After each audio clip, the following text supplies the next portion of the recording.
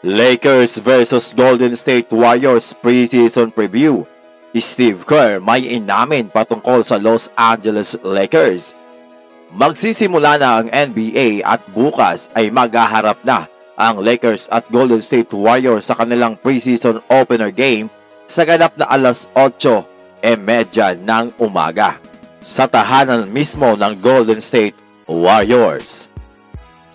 Last playoffs ay tinalo ng Lakers ang Golden State Warriors at ngayon ay may chance silang makapag-revenge kahit preseason game lang.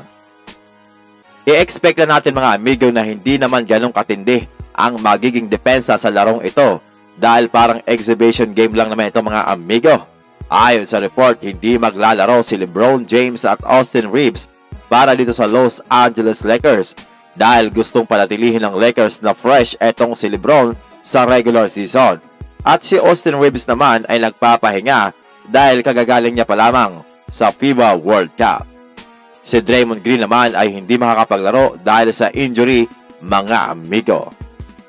So dito ay magkakaroon ng chance na makapaglaro ng mahabang minuto ang mga bagong addition ng Lakers at makapag-adapt sila sa sistema ni Coach Darvin Ham.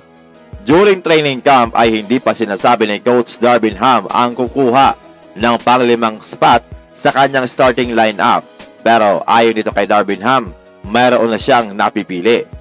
Aabangan natin kung sino ang magpapakitang gilas this preseason sa kanilang mga bagong addition at sana ay makapag-build agad sila ng magandang chemistry para talagang magamit ng maayos sa regular season. Pareho din naman sa Golden State Warriors mga amigo. Titingnan natin kung makakapag-adjust ba agad itong si CP3 sa sistema ni Steve Kerr at kung makakaroon ba sila ng magandang chemistry ni Stephen Curry at Klay Thompson sa loob ng court. Mahirap ma-predict kung anong team ang mananalo.